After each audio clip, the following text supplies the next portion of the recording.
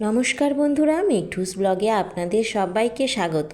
আশা করছি আপনারা সবাই ভালো আছেন, সুস্থ আছেন। এখন তো শীতের সকাল, দেখতে না দেখতেই বেলা হয়ে যায়।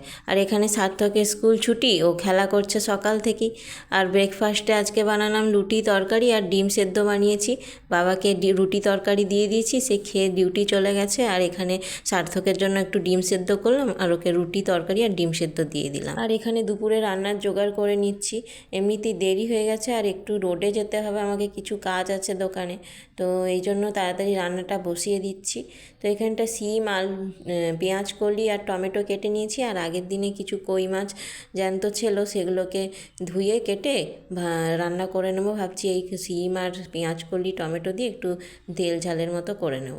তো এখানে ভাত বসিয়ে দিয়েছি, ভাতটাও অলরেডি হয়ে আসছে। আর তরকারিটার শ্যুট করা হয়নি, তরকারিটা এখানে পেঁয়াজ কলি আর সিম আর সর্ষে বাটা দিয়ে তরকারিটা করে নিয়েছি। আর এখানে আমি পেয়ারা পাড়তে চলে এসেছি, এটা আমাদের পেয়ারা গাছ। তো এখানে অনেক পেয়ারা ধরেছে দেখছি, আর অনেক দিন ধরে পেয়ারাগুলো পাড়া হয়নি, পাখিগুলো সব পেয়ারাগুলো খেয়ে নিচ্ছে। ভাবলাম আজকে একটু পেয়ারা পাড়ি। আর এই পেয়ারা গাছটা অনেক দিনের পুরনো গাছ, পোকাও লেগে গেছে গাছটা, কিন্তু তাও পেয়ারা হয়। আর 12 মাসই পেয়ারা গাছটা, হ্যাঁ, মাসে হলো মানে একটা না দুটো করে পেয়ারা হতেই থাকে। আর এটা হলো শীতকালে আর বর্ষাকালে প্রচুর পেয়ারা হয়। বেশ ডাসা ডাসা ভালো ভালো আছে পেয়ারাগুলো, অনেক পেয়ারা ধরেছে গাছটায়। সব পাখি খেয়ে নিচ্ছে পেয়ারাগুলো। হ্যাঁ, আর সেদিনকে পেরেছিলাম অনেকগুলো পেয়ারা, তারপরে আজকে আবার পারলাম, অনেকগুলো হয়েছে। দেখুন কত সুন্দর পেয়ারাগুলো, বড় বড় পেয়ারা। এগুলোকে একটু চাট করে খাবো ভাবছি। এখন তো দুপুরবেলায় এই পেয়ারা চাট আর এইসব চাট খেতে খুব ভালো লাগে। আমরা যখন ছোটো ছিলাম, এই দুপুরবেলাটায় তেঁতুল চাট, পেয়ারা চাট এইসব মাখা করে ছাদে বসে, রোদে বসে খেতাম আমি আর আমার বোন। কী রে? হ্যাঁ, সত্যি। তো এই আজকে পেয়ারাগুলো পেরেছি, এগুলোকে মাখা করবো, সার্থক আমরা সবাই খাবো। কি চলো।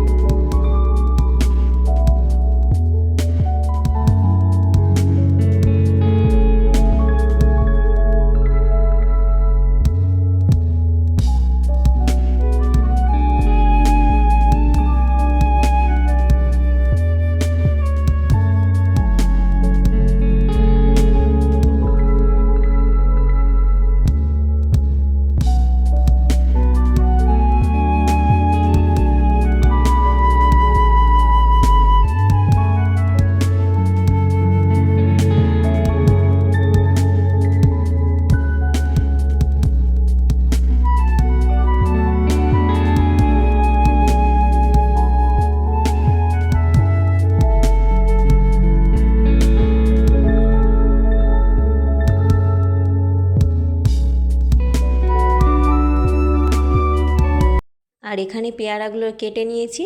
আর সার্থক জেদ করছে আমি নুন কাসুন্দি মাখাবো, তো আমি বললাম মাখিয়ে দে। তো ওখানে মাখাচ্ছে। জানেন তো এই পেয়ারাগুলো শীতকালে খেতে খুবই মিষ্টি লাগে, আর বর্ষাকালে প্রচণ্ড হয় পেয়ারা, কিন্তু বর্ষাকালে অতটা মিষ্টি হয় না পেয়ারাটা, আর প্রচণ্ড বীজ হয় ভেতরে। তো এই জন্য এখন খেতে এগুলো ভাল লাগে। আর আমরা পেয়ারা মাখা নিয়ে এখানে ছাদে চলে এসেছি, সবাই মিলে পেয়ারা মাখাগুলো খাচ্ছি, আর খুবই মজা হচ্ছে। আর এখানটায় দুপুরবেলাটায় এই 12টা 1টার সময় একটু রোদটা ভালো বেরোয়। ঘরটার কাছে দেখছো ধোঁয়া উঠছে? কেন গো? ওইখানে তো সেদিনকে ব্লাস্ট হয়েছিল।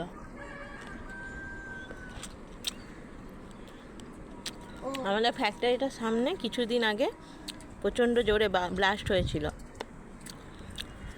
ওইটাই কথা বলছে সার্থক। আর যখন ব্লাস্টটা হয় 3-4 বার এত জোরে আওয়াজ হচ্ছিল, আমরা ভাবলাম হয়তো ভূমিকম্প এসছে, বাড়ির ভেতরেই ছিলাম, তো আওয়াজটা প্রচণ্ড জোরে এসছিল। তো অনেকজনই আহত হয়েছে, নিহতও হয়েছেন অনেকজন শুনলাম। আমার ছেলেটা অনেক দিন ধরে পিঠে খাওয়ার বায়না করছে, ভাবলাম আজকে একটু ওকে পিঠে বানিয়ে দিই। বাড়িতে অর্ধেকটা নারকেল পড়েছিল, ওটা দিয়েই দুধ পুলি পিঠে তৈরি করছি। আর আমার ছেলেটা এই দুধ পুলি পিঠে আর পাটিসাপটা পিঠেটা খেতে খুব ভালোবাসে, আর এটা প্রায় আমি বানাই ওর জন্য। আর এই পিঠে বানানো আমার মার কাছ থেকেই শেখা। ছোটোবেলায় মা যখন পিঠে বানাতে বসতো তার পাশে বসে আমরাও এই দুধ পুলি পিঠেটা যখন বানাতো তখন মায়ের কাছ থেকে একটু মন্ডা নিয়ে, চালের মন্ডাটা নিয়ে নানা আকৃতির পিঠে বানাতাম, আর ওইটাই দেখে দেখেই আমার পিঠে বানানো শেখা। আজ মায়ের কাছ থেকে শিখেছিলাম বলে নিজের ছেলেকেও খাওয়াতে পারছি পিঠে বানিয়ে। তো এখানে পিঠে বানানো তৈরি করছি, কিন্তু এখন আর সবার সহ্য হয় না, এই জন্য মাঝে মধ্যে এই টুকিটাকি বাচ্চার জন্য পিঠে করি। তো বন্ধুরা, এখন বিকালে একটু পিঠে বানাবো, এই জন্য সরঞ্জাম করলাম। তো এখানে নারকেলের পুর আর একটু নারকেলের পুরটা তৈরি করছি। তো এখানে নারকেল কুড়ো করে নিয়েছি, আর এর মধ্যে হলো একটু মৌরি গুঁড়ো করে নিয়েছি, আর একটু আদা পেস্ট করে দিয়ে দিয়েছি এর মধ্যে, আর গুড়টা ভালো করে মাখিয়ে নিয়েছি। এবার এখানটায় আমি উনুন ধরিয়ে নিয়েছি, এই যে উনুন ধরে গেছে। এবার এই কড়াইটার মধ্যে বসিয়ে দেবো।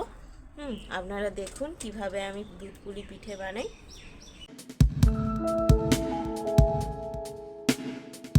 এখানে নারকেলের পুরটা তৈরি করে নিচ্ছি ভালো করে, এরকমভাবে ভালো করে শুকনো শুকনো করে নারকেলের পুরটা তৈরি করে নেব।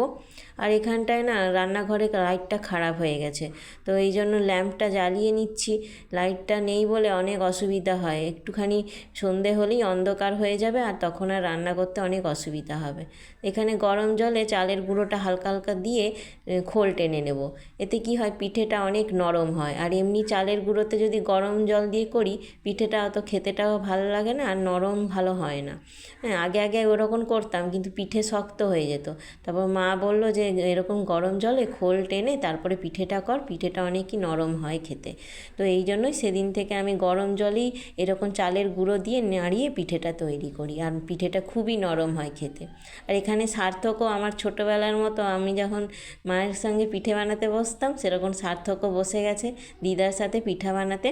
তো ওকেও একটু মন্ডাটা দিয়ে দিলাম, ও ওখানে নানা আকৃতির পিঠে তৈরি করছে। আর এখানে মা আর আমি মিলে তাড়াতাড়ি পিঠেগুলো তৈরি করে নিচ্ছি, আর একটু পরেই সন্ধে হয়ে যাবে, আর রান্নাঘরে তো লাইটটা নেই, এই জন্য পিঠেগুলো বানাতে অনেক অসুবিধা হবে, এই জন্য তাড়াতাড়ি করে পিঠেগুলো তৈরি করে নিচ্ছি।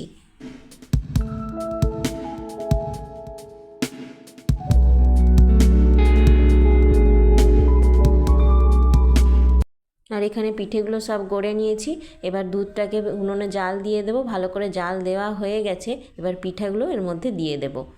দুধটা ফুটে এসছে, এবার শেষের দিকে গুড়টা দিয়ে দেব। শেষের দিকে গুড়টা দিলে কি হয়, দুধটা ফেটে যাওয়ার অতটা ভয় থাকে না, আর পিঠেটা ভালোভাবে সেদ্ধও হয়ে এসছে। এবার গুড়টা দিয়ে দিলে রেডি হয়ে যাবে। পিঠে তো রেডি হয়ে গেছে, এবার সবাইকে একটু বেড়ে দিচ্ছি পিঠে।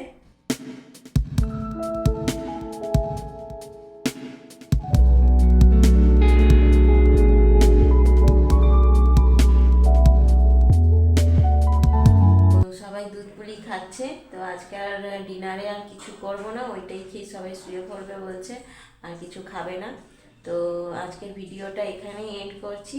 যদি ভিডিওটা ভালো লাগে তাহলে অবশ্যই আমার চ্যানেলে একটা লাইক শেয়ার সাবস্ক্রাইব করতে ভুলবে না। আজ এই পর্যন্ত, আর একটা নতুন ব্লগ নিয়ে আপনাদের সাথে হাজির হব কালকে।